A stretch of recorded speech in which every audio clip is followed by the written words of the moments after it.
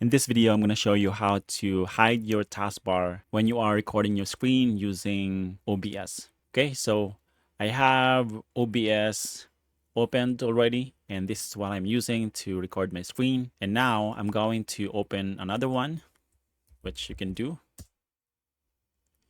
So here OBS is already running, so I'm gonna launch anyway. So here I have 3 scenes. So this one scene with full cam, and this is the one that I'm using.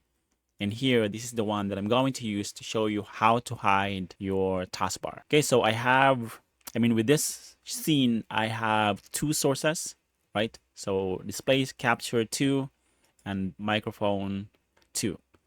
So since we are concerned about hiding our taskbar, I'm going to select display capture 2. And here, once you have selected it, you can just press and hold the Alt key, and you can move this upward to hide your taskbar like so. And you can also lock it so you don't accidentally move it or change it. I can also lock my microphone too. And yeah, that's how you can quickly hide your taskbar when you are recording your screen using OBS. Okay, so hopefully you found this video useful. If you have, don't forget to hit like, subscribe, and I'll see you in the next one. Bye for now.